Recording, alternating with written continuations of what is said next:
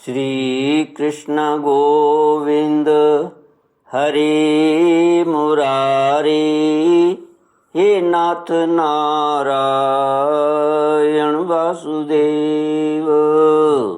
श्री कृष्ण गोविंद हरे मुरारी, हे नाथ नारायण वासुदेव। ओम नमो भगवते वासुदेवाय। ओम नमो भगवते वासुदेवाय।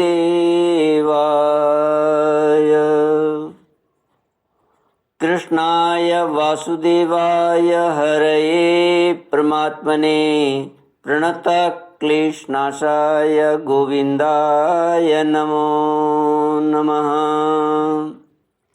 सच्चिदानंद रूपाय विश्वोत्पत्त्यादिहेतुवे तापत्रय विनाशाय श्री कृष्णाय वयं नमः।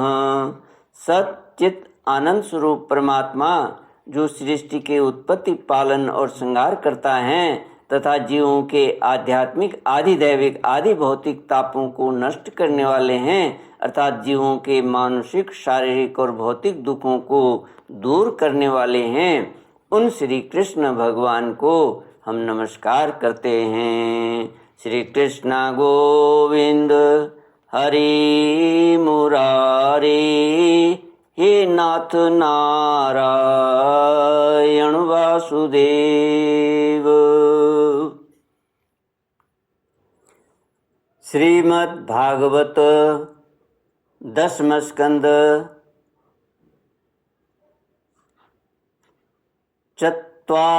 द्विचत्वारिंशोऽध्यायः। श्लोक 18 से। श्री शुक उवाच धनुषो भज्यमानस्य शब्द खं रोदसी दिशः पूरयामास यं श्रुत्वा कंसस्रा समुपागमत। श्री सुखदेव जी महाराज कहते हैं, परीक्षित, जब धनुष टूटा तब उसके शब्द से आकाश, पृथ्वी और दिशाएं भर गईं। उसे सुनकर कंस भी भयभीत हो गया। अब धनुष के रक्षक आतताई असुर अपने सहायकों के साथ बहुत ही बिगड़े। वे भगवान श्री कृष्ण को घेर कर खड़े हो गए और उन्हें पकड़ लेने की इच्छा से चिल्लाने लगे, पकड़ो, बांध लो, जाने न पावे।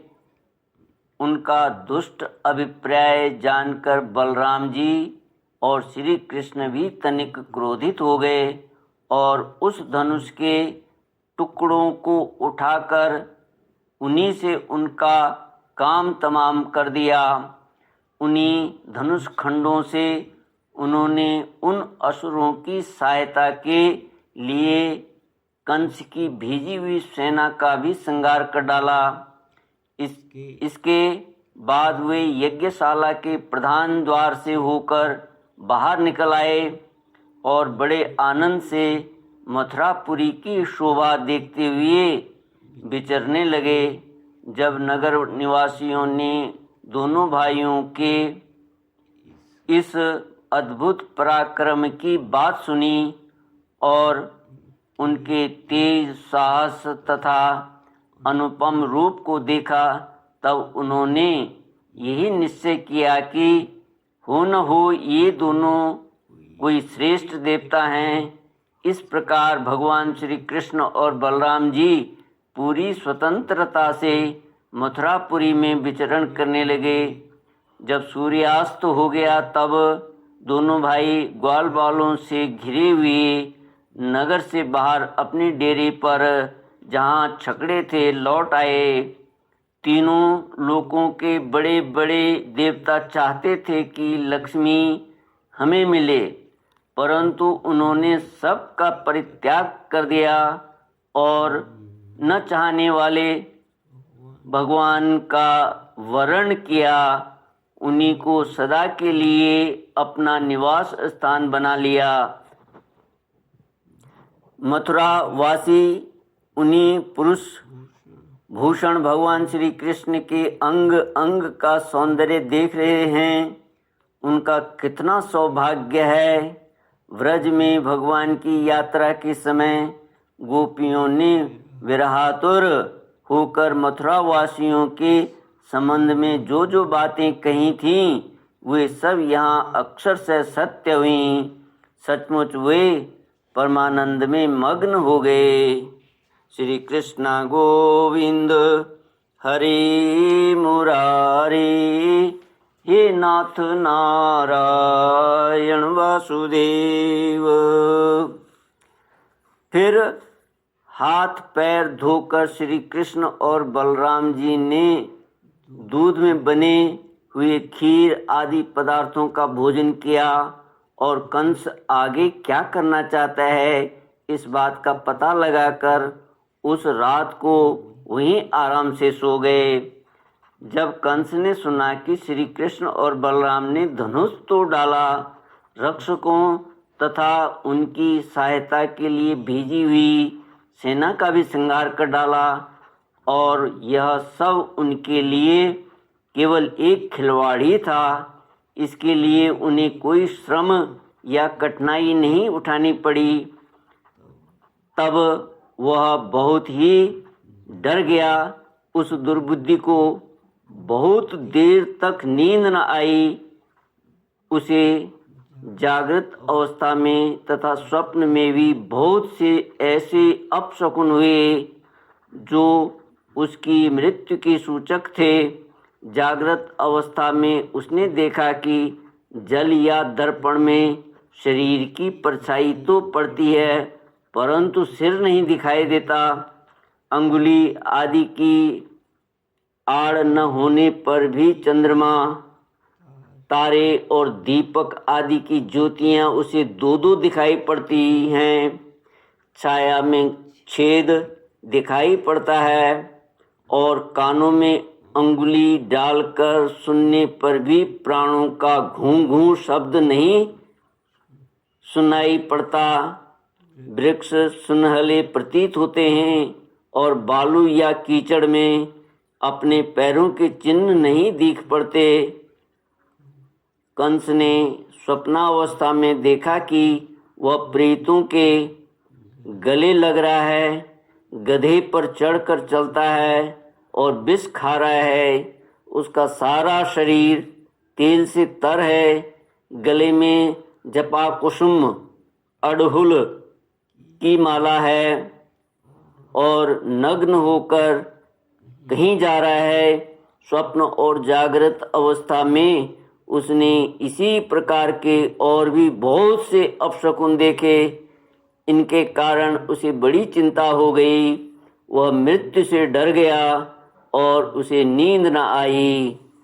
परीक्षित, जब रात बीत गई और सूर्य नारायण पूर्व समुद्र से ऊपर उठे, तब राजा कंस ने मल्ल क्रीड़ा दंगल का महोत्सव प्रारंभ कराया। राज कर्मचारियों ने रंगभूमि को भली भांति सजाया। तुरही, भेरी आदि बाजे बजने लगे।